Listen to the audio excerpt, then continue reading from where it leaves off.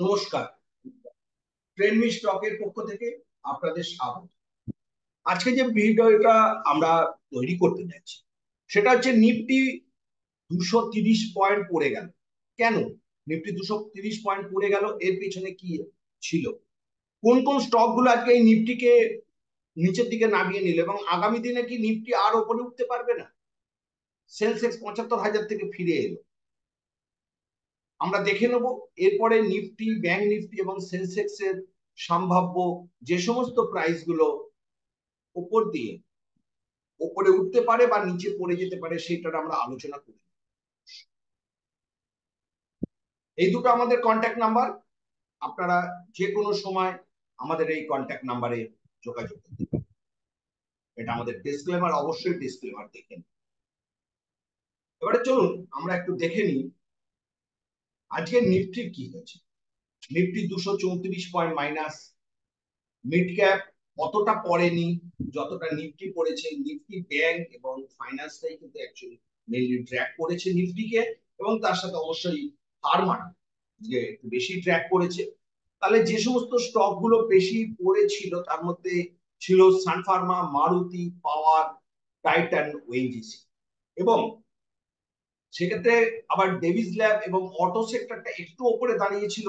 Davies lab, Bajaj Auto, Tata Motors, TCS এবং Nestle একটু উপরে থাকার চেষ্টা করছে। নিফটি আমরা আগের দিন বলেছিলাম যে নিফটির এই যে পজিশনটা যদি ব্রেক করে তাহলে নিফটি নিচে চলে আসতে পারে। সেটাই হয়েছে। নিফটি আজকে যে জায়গা দাঁড়িয়ে রয়েছে সেই জায়গাটাতে নিফটির নেক্সট যে বড় হার্ডলটা, সেটা কিন্তু আমি নিফটি স্পটের ক্ষেত্রে বলছি 614, প্রায় নিয়ার অ্যাবাউট এখান থেকে 100 পয়েন্টস এর উপরে একটা স্ট্রং ওর রেজিস্ট্যান্স আছে। বাই চান্স যদি এই রেজিস্ট্যান্সটা না নিয়ে আবার ঘুরে আসে তাহলে কিন্তু নিফটির একদম সম্ভাব্য যে জায়গাটা সেটা হচ্ছে 22,360। আমি আবার বলছি, এই ওপর থেকে উঠে এই রেজিস্ট্যান্সটা যদি নিফটি না নিতে পারে, কারণ এখানে একটা একটু আওয়ারলি টাইম ফ্রেমে একটা এম পজিশন তৈরি করেছে নিফটি, কিন্তু এই জায়গাটা যদি নিফটি ওর শেষ যে হার্ডলটা রয়েছে, আজকের যে হার্ডল, আজকে যে জায়গাটাতে নিফটি ক্লোজ করছে 22,519, 22,500, এটা একটা খুব স্ট্রং সাপোর্ট।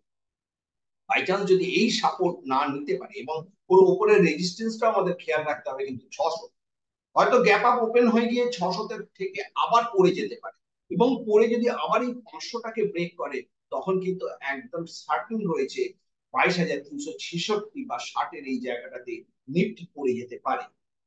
এবং নিফটির আমরা একটু ডেইলি ফরমেশনটা আমরা দেখে নিই। অলরেডি নিফটি কিন্তু কন্টিনিউ যে আপ ট্রেন্ডটা ছিল সেখান থেকে একটা রিভার্স করার চেষ্টা করেছে, এবং ব্যাংক নিফটিও কিন্তু সেই একই পথে হেঁটেছে।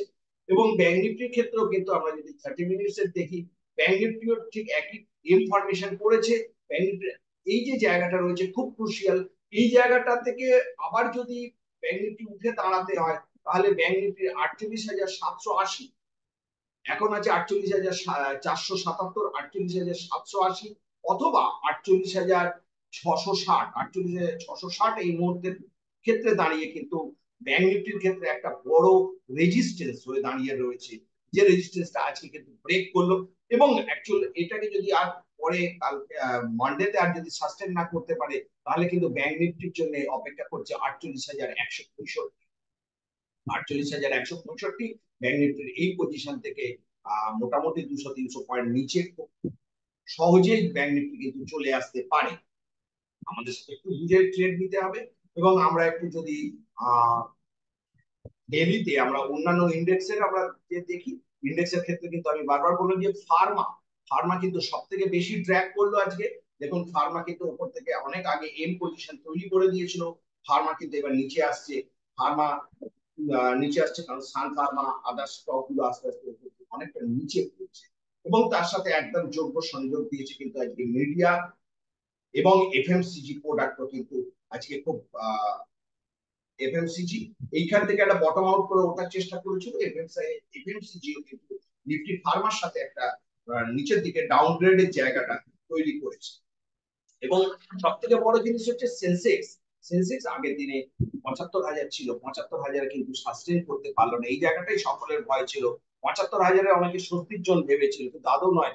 75,000 থেকে যে রিট্রেসটা সেটা কিন্তু সেন্সেক্স এর ক্ষেত্রে নেক্সট যে টার্গেটটা কিন্তু একদম 73,380, এবং তারপরেই কিন্তু এই জোনটা 71,800, এই দুটো জোন কিন্তু সেন্সেক্স এর জন্য অপেক্ষা করছে। যদি মার্কেটকে আরো উপরে 80,000-এর কাছে নিয়ে যেতে হয়, অবশ্যই সেন্সেক্স কে একটু এখান থেকে হেলদি কারেকশন।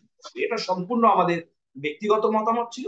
আপনারা যখন ট্রেড করবেন, আপনারা আপনাদের মতামত অনুযায়ী ট্রেড করবেন, বা কোনো ফাইন্যান্সিয়াল অ্যাডভাইজারের অবশ্যই সহায়তা। আমাদের এই চ্যানেলটা যদি সাবস্ক্রাইব না করে থাকেন, অবশ্যই সাবস্ক্রাইব এবং লাইক করতে একদম ভুলবেন না। আর আমাদের এডুকেশন প্রোগ্রাম চালু হয়ে গেছে, আমাদের টেলিগ্রাম চ্যানেল ডেসক্রিপশন বক্সে লিংক দেওয়া রয়েছে, আপনারা অবশ্যই আমাদের সাথে। ধন্যবাদ।